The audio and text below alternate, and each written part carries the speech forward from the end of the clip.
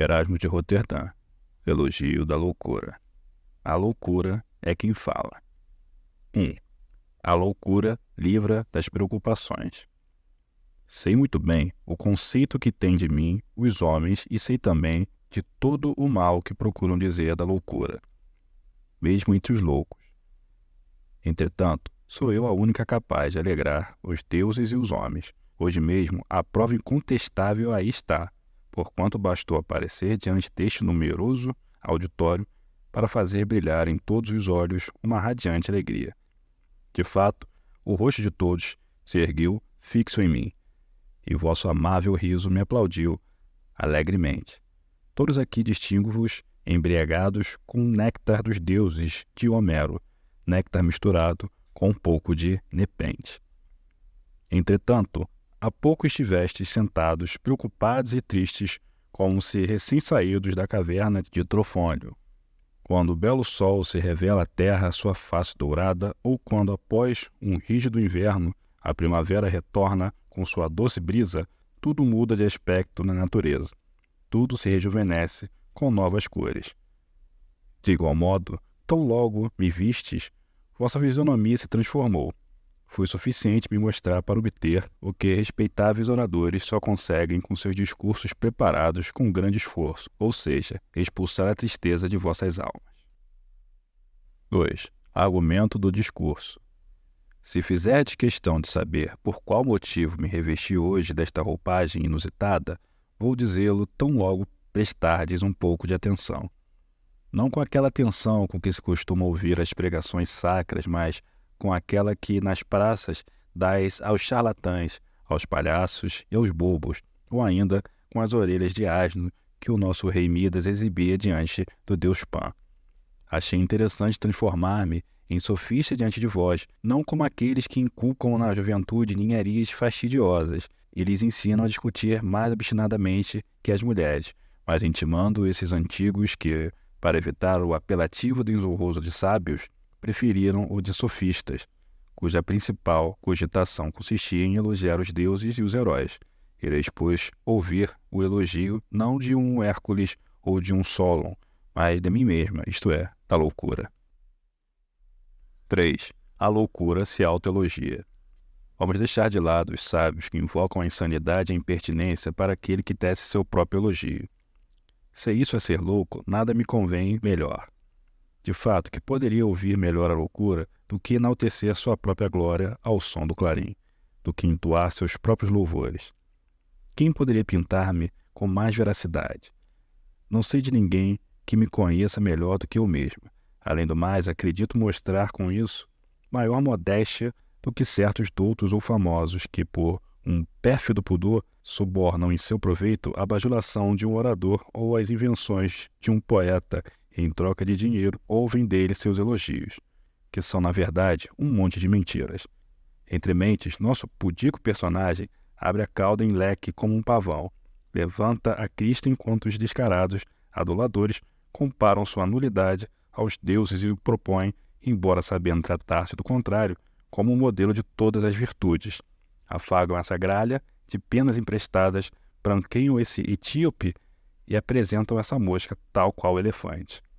Enfim, lançando mão de um velho provérbio, prefiro dizer: se não tens quem te elogie, elogia-te a ti mesmo. Eu não posso deixar de registrar meu espanto pela ingratidão dos homens ou por sua indiferença. Todos se empenham até em dedicar-me veneração. Todos há séculos gozam de minhas benesses. Mas nunca houve um só homem que testemunhasse seu reconhecimento, celebrando a loucura, enquanto não faltou quem perdesse seu óleo e seu sono para escrever em honra dos tiranos, como Busíris e Falares, da febre quartã e das moscas, da calvície e dos outros flagelos semelhantes. Havereis de ouvir de mim um improviso, algo não preparado, que será por isso mesmo muito mais sincero. 4. Caráter do elogio. A maioria dos oradores assim fala para dar-se valor. Bem sabeis que um discurso que lhes tomou mais de 30 anos de trabalho, ou que nem sempre é obra de sua lavra, juram que não gastaram mais de 3 dias para compô-lo, por divertimento, ou até mesmo que o ditaram. Da minha parte, sempre provei grande prazer em dizer tudo o que me vem à boca. Haverei de esperar, talvez, de acordo com o costume usual da retórica, que eu dê minha definição em vários pontos. Não, nada de semelhante haverei de fazer. Não convém limitar ou dividir o império de uma divindade que reina em toda parte, e tão longe que tudo na terra lhe preste homenagem. Como haverei de definir-me e apresentar-me sob formas diversas, pintar-me se estou em vossa presença e me contemplais com vossos próprios olhos? Sou eu mesma. Como podeis ver, sou essa verdadeira dispensadora de felicidade que os latinos chamam stutistia e os gregos moria.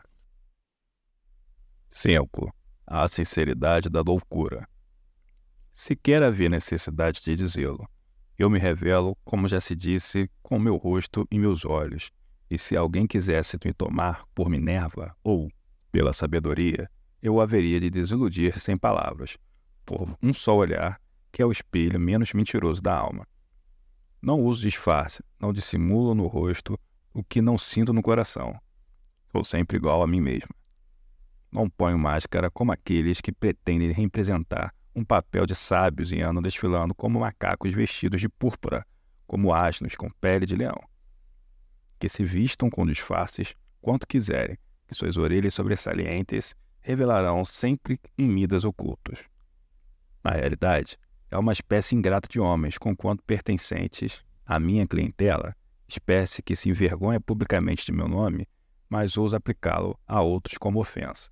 Esses são os mais loucos, os morotatói, arquiloucos superloucos, que querem passar por sábios como se fossem Tales.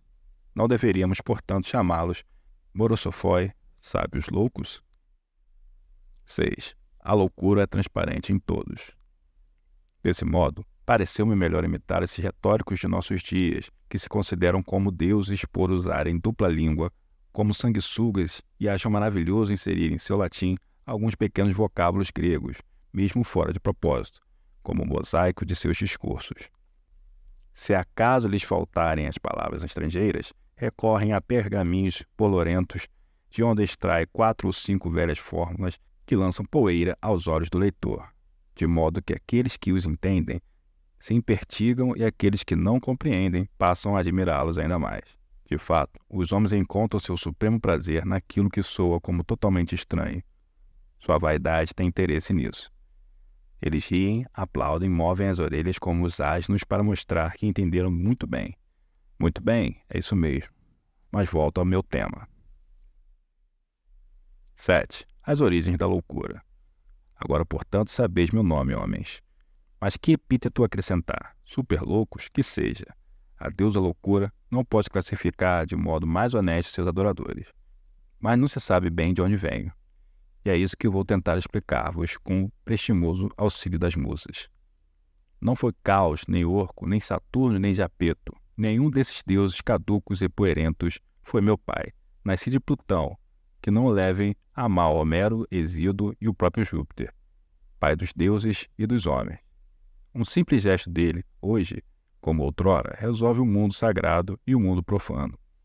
E é ele que regula a seu bel prazer as guerras, a paz, os impérios, os conselhos, os tribunais, os comícios, os matrimônios, os tratados, as alianças, as leis, as artes, o prazer, o trabalho. Falta-me respiração, todos os negócios públicos e privados dos mortais.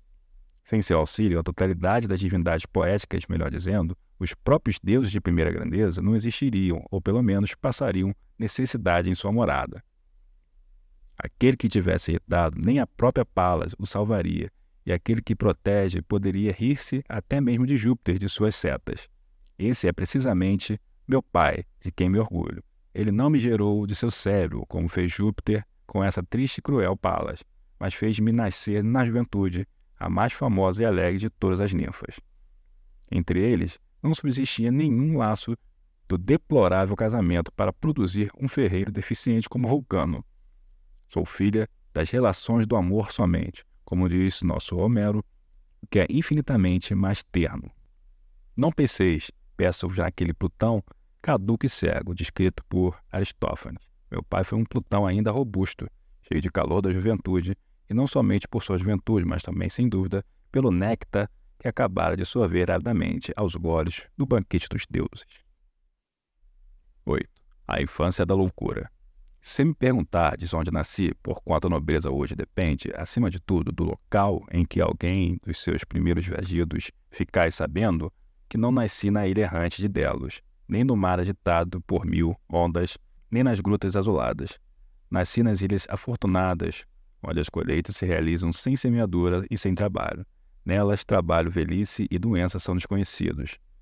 Em seus campos não se encontram asfódelos, malvas, cebolas, tremoços, favas e nem outras plantas comuns. Ao contrário, ali os olhos e as narinas se deleitam com o mole, a panaceia, o nepente, a manjerona, a ambrósia, o lótus, a rosa, a violeta, o jacinto, todo o jardim de Adonis. Nascida no meio de tantas delícias, não saudei a vida com prantos, mas logo desatei a rir para minha mãe. Não invejo a cabra que amamentou o poderoso filho de Cronos, porquanto fui amamentada pelos seios de duas encantadoras ninfas, a embriaguez, filha de Baco, e a ignorância, filha de Pan. Podeis contemplá-las aqui, no grupo de minhas companheiras. Vou apresentar a essas, mas por Júpiter, vou citá-las somente por seu nome grego.